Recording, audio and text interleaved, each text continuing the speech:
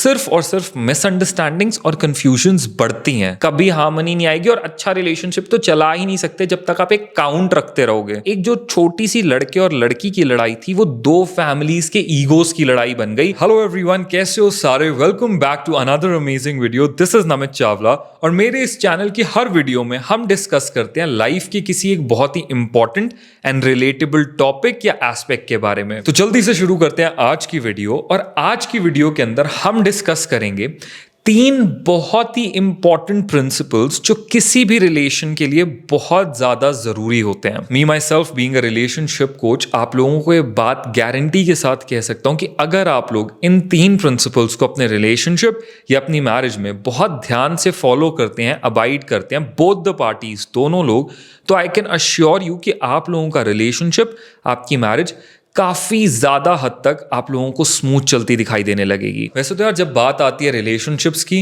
Marriages की, couples की, love की, तो बहुत सारी ऐसी चीजें हैं जो हमें एक हेल्दी रिलेशनशिप मेंटेन करने के लिए फॉलो करनी चाहिए। बहुत सारे प्रिंसिपल्स, बहुत सारी टिप्स, पर आज की वीडियो में हम 3 बहुत ही इंपॉर्टेंट प्रिंसिपल्स के बारे में बात करेंगे। आगे आने वाली वीडियोस के अंदर हम और भी कई इंपॉर्टेंट प्रिंसिपल्स और इंपॉर्टेंट टिप्स के बारे में डिस्कशन करेंगे जिनको आप फॉलो कर सकते हैं अपने रिलेशनशिप और अपनी मैरिज को पीसफुल, हैप्पी एंड स्ट्रॉन्ग बनाने के लिए। So before we move ahead guys, जो लोग भी हमारे चैनल पे नए हैं, जिन्होंने अब तक हमारे चैनल को सब्सक्राइब नहीं किया है, जल्दी से सब्सक्राइब कर लो हमारा चैनल। हम हर रोज अपनी वीडियोस के अंदर बहुत ही लाइफ के इंपॉर्टेंट टॉपिक्स के ऊपर बात करते हैं, बहुत रिलेटेबल चीजों के बारे में बात करते हैं। तो जल्दी से हमारे चैनल को अभी सब्सक्राइब कर लो, आगे और बहुत amazing and important and relatable चीजें आने वाली हैं। तो हम बात कर रहे थे 3 बहुत ही important principles of a healthy relationship.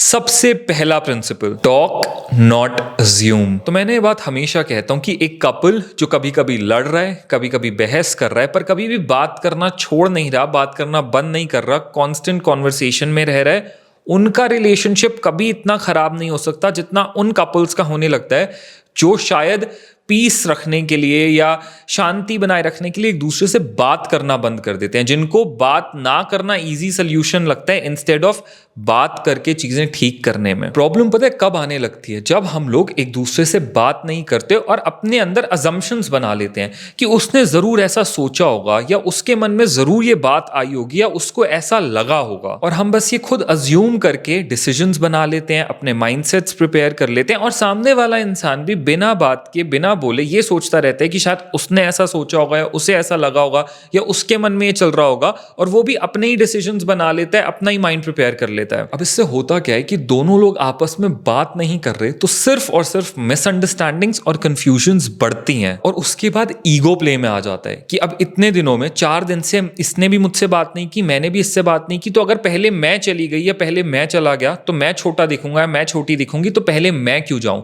पहले उसे बात करने दो, पहले उसे इस चीज को एड्रेस करने दो, पहले उसे इस चीज के बारे में बात करने दो। मैं नहीं करूंगा, अगर मैंने कर दिया तो मैं छोटा हो जाऊंगा। तो सबसे पहले अपने रिलेशनशिप में से ना बात करना हटाओ। खुद के अंदर ये स्टिग्मा मत आने दो कि अगर मैंने जाकर बात कर ली या मैंने कॉन्वर्सेशन इनिशिएट कर ली तो मैं छोटा हो जाऊंगा। एक रिलेशनशिप में प्लीज सबसे पहले इस बात को ध्यान से समझ लो कि कोई भी छोटा या बड़ा नहीं है। You both are equal, you both are together.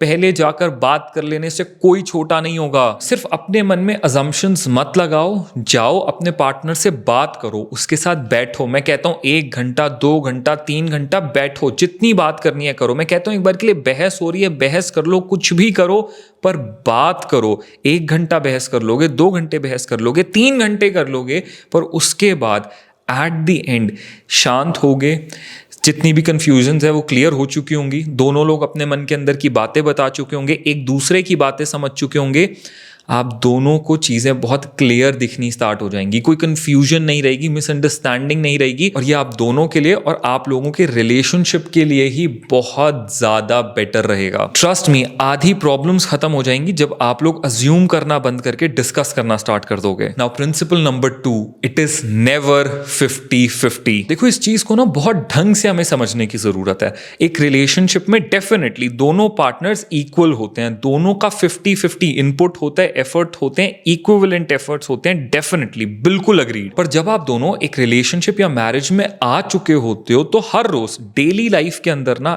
It will never be equally 50-50। अगर आप ये एक्सपेक्ट कर रहे हो कि अगर आज मैं सुबह किचन में गई हूँ, मैंने ब्रेकफास्ट बनाया, तो आज मेरे हस्बैंड को लंच बनाना पड़ेगा, या हस्बैंड सोचे अगर आज मैंने सुबह ब्रेकफास्ट बना दिया तो वाइफ को ही लंच बनाना पड़ेगा, या हम फिर डिनर साथ में हाफ हाफ वर्क करके ही बनाएंगे और ये हर रोज फॉलो होगा। किसी भी एक दिन अगर दोनों में से कोई एक उतना नहीं कर पाया तो फिर हम क्रिप करना स्टार्ट कर देंगे कि यार you are not equally invested. तो ऐसा कभी नहीं होगा। शादी में, रिलेशनशिप में सिर्फ प्रॉब्लम्स ही आएंगी। कुछ दिन ऐसे हो सकते हैं जहां पे लड़की सिर्फ 20% दे पा रही है, इससे ज्यादा वो एनर्जी ही नहीं है उसके अंदर कि वो डाल सके, तो लड़के को 80% करना पड़ेगा बिना किसी शिकायत के और बिना अपने मन में रखे कि मैंने 80% आज ज्यादा कर लिया या उसने कम किया था। जब तक काउंटिंग रखते रहोगे ना कि मैंने इतना किया, उसने इतना किया, कभी हार्मनी नहीं आएगी और अच्छा रिलेशनशिप तो चला ही नहीं सकते जब तक आप एक काउंट रखते रहोगे। ये चीजें बिल्कुल बिना बोले होनी चाहिए, ये सोचकर कि यार ये ना मैं सामने वाले के लिए नहीं कर रहा हूं। अक्सर प्रॉब्लम क्या आती है, हम ये सोचते हैं ये मैं अपनी वाइफ के लिए कर रहा हूं, ये मैंने आज बिना बोले इसके लिए किया है, वो हम काउंट रखते रहते हैं अपने दिमाग में। नहीं, क्यों काउंट रखना है? ये मेरा रिलेशनशिप है, ये मेरा घर है, ये मेरी वाइफ है, ये मेरी गर्लफ्रेंड है, मेरी ड्यूटी है। मैं 100% भी कर रहा हूं तो मैं इसमें ओके होना चाहिए। और ऐसा ही होगा, आप देखोगे जब डेली लाइफ एक दूसरे के साथ स्पेंड करने लगोगे, आप लोग ये ऑब्जर्व करोगे, किसी दिन लड़का 90 डाल रहा है, लड़की सिर्फ 10 डाल पा रही है, किसी दिन लड़का 0 डाल पा रहा है, उस दिन लड़की को 100% होल्ड करके चलना पड़ेगा।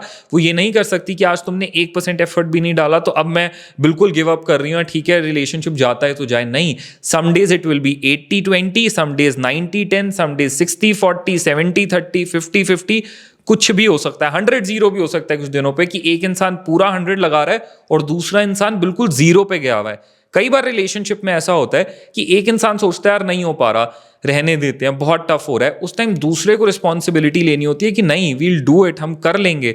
उस वक्त दूसरा 100 दे रहा है और एक 0 दे रहा है, उस 100 वाले को 0 को अपलिफ्ट करना होता है। एंड सिमिलरली कभी कभी टेबल्स टर्न भी हो सकती हैं, दूसरे इंसान को हो सकता है कई बार 100 देना पड़े एंड पहले वाला 0 पे रहे। ये चलता रहेगा, ये नेवर एंडिंग प्रोसेस है। बस हाँ, इसके अंदर एक छोटा सा डिस्क्लेमर है कि एक ही इंसान परमानेंटली हफ्तों तक, महीनों तक करता रहे, सिंगुलरली एफर्ट्स डालता रहे और दूसरा इंसान 0 पे रहे, वो कुछ करे ही ना, तो रिलेशनशिप नहीं चलेगा, तो कुछ भी नहीं चल सकता। दूसरे इंसान को भी इक्विवेलेंटली अपने एफर्ट्स डालने होंगे। ये हो सकता है कि इस दिन किसी का कम किसी का ज्यादा, बट दोनों को इक्वली रिलेशन के लिए फोकस्ड रहना पड़ेगा। अपने आप को मैंने इतना किया, मैंने ये किया, मैंने वो किया, इस मैं को हटा के जब तक रिलेशनशिप सेंट्रिक नहीं रहोगे, your relationship or marriage can never be happy. Now the third principle, and very important principle, never entertain anybody. अब ये रूल दोनों लोगों को अप्लाई करना पड़ेगा कि ये हम दोनों का रिलेशनशिप है, ये हम दोनों की मैरिज है, इसके अंदर जो कुछ भी हो रहा हो ये हम दोनों की पर्सनल लाइफ है। इसके अंदर किसी भी तीसरे इंसान का इंटरफेरेंस अलाउड नहीं होना चाहिए, फालतू की सलाहें अलाउड नहीं होनी चाहिए। It is your project, your work to do. Being a relationship coach, मेरे पास ना बहुत सारे मैरिड कपल्स ऐसे आते हैं जो आते हैं और बताते हैं कि हमारा इतना ज़्यादा सेपरेशन तक बात आ चुकी है, इतनी चीज़ें खराब हो चुकी हैं। जब मैं उनसे बात करनी स्टार्ट करता हूँ, डीप डिग करता हूँ, पूरी स्टोरी समझता हूँ ना, तो मेरे को दिखाई देता है कि इनकी एक छोटी सी बात पे बहस हुई थी, बहुत छोटा सा मैटर था, पर हुआ क्या, लड़की ने अपने पेरेंट्स को फ़ोन कर दिया कि हाँ ये कुछ हो रहा है, लड़के ने अपने पेरेंट्स को बता दिया, लड़की के पेरेंट्स फटाफट से आ गए, लड़के के पेरेंट्स इन्वॉल्व हो गए, लड़के के फादर ने चिल्ला दिया, लड़की के फादर ने कहा आपने हमारी बेटी भी कैसे चिल्लाया, अब मैं ज़्यादा चिल्लाऊंगा। ये चीज़ लड़की की मम्मी को बुरी लग गई या लड़के को बुरी लग गई, सारा कुछ इतना ज्यादा मैस हो गया। वो एक जो छोटी सी लड़के और लड़की की लड़ाई थी, वो दो फैमिलीज के ईगोस की लड़ाई बन गई। दोनों फैमिलीज ने ठान लिया कि अब आपने ये कर दिया तो अब देखो हम क्या कर सकते हैं, हम इतने पावरफुल हैं, हम ऐसा वैसा कर देंगे, हम ये कर देंगे, हम नहीं झुकेंगे, आपको झुकना पड़ेगा। वो एक ईगोस की लड़ाई बढ़ गई, वो इतनी बड़ी हो गई, कोर्ट्स तक चली गई, सेपरेशन पे बात आ गई एंड बहुत ज्यादा डर्टी सिनेरियो बन गया। ये पूरी चीज बहुत स्मूथली सॉल्व हो सकती थी अगर दोनों लड़का और लड़की आपस में बात करते, माना लड़ाई हुई, माना कोई बहस हुई, एक दूसरे के साथ उसको अपने तक रखते। एक दिन लड़ते, 2 दिन लड़ते, मैं कहता हूं 3 दिन लड़ लेते, चौथे दिन वापस से ट्रैक पे आते, वापस से चीजें ठीक करते हैं, वापस अपनी यूजुअल लाइफ पे आ जाते। अब अगेन एक बहुत बड़ा यहाँ पे डिस्क्लेमर है, मैं बता दूं, ये उन चीजों के लिए मैं कह रहा हूं जो हम डेली लाइफ की प्रॉब्लम्स या अपनी डेली लाइफ मैरिज या रिलेशनशिप के अंदर दूसरे लोगों को इन्वाइट कर लेते हैं। ये मैं उन चीजों के लिए नहीं कह रहा हूं जहां पे कुछ सीरियस केसेस होते हैं, जैसे domestic violence, emotional abuse, physical abuse. इस तरह की प्रॉब्लम्स अगर कोई फेस कर रहा है अपनी मैरिज में, देन डेफिनेटली आपको किसी की हेल्प लेनी चाहिए, आपको किसी को रीच आउट करना चाहिए। मैं वहाँ मना नहीं कर रहा हूँ, क्योंकि ये कुछ बहुत सीरियस सिनेरियोज हैं। तो मैं ये नहीं कह रहा हूँ कि अगर ऐसा कुछ हो रहा है तो भी आप सहते रहो या किसी से बात मत करो, नहीं, बिल्कुल बात करो, वहाँ पे डेफिनेटली आपको हेल्प मिलनी चाहिए। पर अगर रोज़मर्रा की छोटी छोटी फाइट्स हैं, या मान लो हस्बैंड वाइफ की किसी चीज़ पे, चलो हस्बैंड वाइफ भी छोड़ो, गर्लफ्रेंड बॉयफ्रेंड की किसी चीज़ के ऊपर एक बहस हो गई, गर्लफ्रेंड ने जाकर अपने फ्रेंड्स को बता दिया, आज मेरे बॉयफ्रेंड ने मेरे को ये कहा, फ्रेंड्स ने उसको अलग चढ़ा दिया कि वो तेरे को कैसे कह सकता है, ये कैसे हो सकता है, how can he speak like this to you, वगैरह वगैरह वगैरह।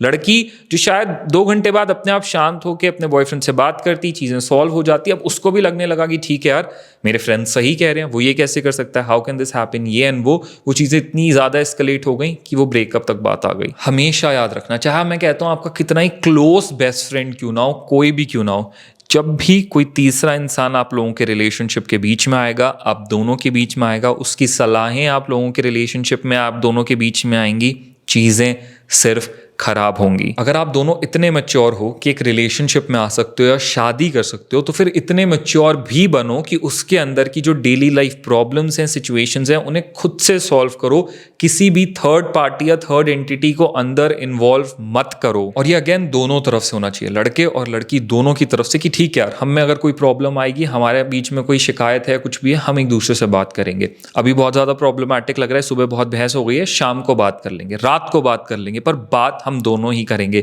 ऐसा नहीं होगा कि सुबह बहस हुई, दोपहर में जाके अपने अपने लोगों से बातें करने लग गए, उनसे 4 सलाहें लेकर आ गए और फिर उस लड़ाई को और बड़ा कर लिया। नहीं, हमारे बीच की बहस है, हमारी प्रॉब्लम है, हम आपस में बैठ के सॉल्व करेंगे। We are that mature enough. तो गाइज, अगर इन 3 प्रिंसिपल्स को आप लोगों ने अपने रिलेशनशिप, अपनी मैरिजेस के अंदर अप्लाई कर लिया, बिलीव मी, आप खुद एक डिफरेंस देखने लगोगे। आप दोनों पार्टीज की आपस की अंडरस्टैंडिंग में, एक दूसरे के बीच में हैप्पीनेस में, लव में, हार्मनी में, आपको पूरे रिलेशनशिप का डायनामिक ही चेंज होता दिखाई दे जाएगा, सिर्फ इन 3 प्रिंसिपल्स को बाय हार्ट अच्छे से फॉलो करने से। और जैसे मैंने पहले कहा था कि अभी और बहुत सारे ऐसे टिप्स हैं, बहुत सारे ऐसे प्रिंसिपल्स हैं रिलेशनशिप्स के अराउंड, मैरिजेस के अराउंड, लव के अराउंड, और या जिंदगी के और बहुत सारे एस्पेक्ट्स के अराउंड, जिनके बारे में हम अपनी आगे आने वाली वीडियोस में बात करेंगे। सो जो भी लोग हमारे चैनल पे नए हैं, जल्दी से हमारे चैनल को सब्सक्राइब कर लो। आज की वीडियो अगर आप लोगों को सच में अच्छी लगी है तो वीडियो को लाइक जरूर करो और मुझे कॉमेंट्स में बताओ आप लोगों का क्या ओपिनियन है, आपको कैसी लगी आज की वीडियो, और आगे किन और टॉपिक्स पे आप वीडियोस चाहते हो मुझे कॉमेंट्स में जरूर बताओ। मैं पूरी कोशिश करूंगा कि आप लोगों के साथ उन टॉपिक्स को डिस्कस कर सकूं। आज की वीडियो देखने के लिए thank you so much guys. जल्दी मिलते हैं एक नई वीडियो, एक नए टॉपिक, एक नए रिलेटेबल डिस्कशन के साथ। Thank you so much for watching.